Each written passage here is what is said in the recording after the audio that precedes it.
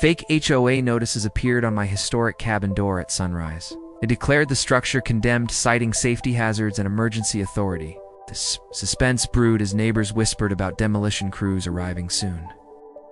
Bright orange stickers marked beams older than the county itself. I read every line twice, noting fabricated inspection references carefully. The letterhead looked official, but lacked municipal verification codes.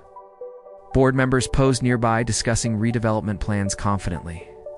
They mentioned converting the land into a lakeside pavilion. Suspense tightened as contractors measured windows and roof lines casually. My cabin stood registered on the Historic Preservation Ledger. Tax records showed 0 violations across decades of ownership. I requested the inspector's badge number and department affiliation. They hesitated, glancing toward the HOA president nervously. He insisted emergency powers allowed immediate condemnation actions. Suspense sharpened as I made a quiet phone call. Within minutes, the real county building inspector arrived. He reviewed the posted notice, shaking his head slowly. The permit number belonged to an unrelated warehouse inspection. Forgery charges suddenly entered the conversation clearly. Board members shifted uncomfortably as deputies approached calmly. I asked the HOA president to confirm authorship publicly. He doubled down, claiming community safety justified urgency. Suspense peaked as I presented my county credentials, and the silence that followed felt heavier than timber beams. I am the sitting county commissioner for this district. The real inspector confirmed the cabin met all codes. Deputies photographed the fake condemnation notice thoroughly. Forgery of municipal documents carries serious penalties locally. The HOA president's confidence drained visibly. Contractors packed equipment, refusing involvement immediately. Residents gathered, realizing they had been misled. I addressed them calmly, outlining the facts precisely. No demolition permit had ever been issued legally. The so-called emergency authority existed only in imagination. Suspense shifted toward legal consequences swiftly. The district attorney's office was notified formally. Forgery, impersonation, and attempted property seizure were listed. Insurance carriers were alerted about potential liability exposure. The HOA's redevelopment emails surfaced during questioning. They revealed plans to acquire the cabin cheaply.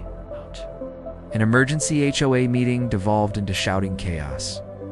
The president attempted resignation mid-meeting unsuccessfully. Deputies served him with a summons publicly. Historic preservation officials placed additional protections on the cabin. State grants were approved for restoration funding. Suspense eased as the orange stickers were removed. The forged notice became evidence sealed in bags. Neighbors apologized for earlier silence quietly.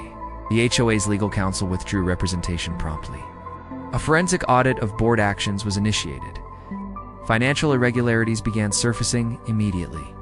Community trust fractured under the weight of truth. The president stepped down under formal investigation. An interim board was appointed transparently. New bylaws required third-party verification of enforcement actions. Training on legal boundaries became mandatory annually. The cabin's history was featured in local news proudly. Tour groups visited, learning about preservation law. The attempted condemnation became a cautionary tale. Suspense faded into accountability and reform. Charges proceeded through court steadily. The former president faced fines and probation terms. Restitution was ordered for legal expenses incurred. The HOA's insurance premiums increased dramatically. Residents voted to limit board authorities significantly. Transparency portals were launched for all documents. Public trust slowly rebuilt meeting by meeting. The cabin remained standing stronger than before. Restoration work highlighted original timber and stone. I continued serving the county without favoritism. Authority was exercised openly, not theatrically. The forged condemnation letter stayed framed in evidence. It reminded everyone boundaries matter. Power borrowed from fear collapses quickly. Documentation protects history and property alike. The lake view remained unchanged, serene. No more orange stickers appeared. No more fake inspectors visited. The cabin endured. So did the law.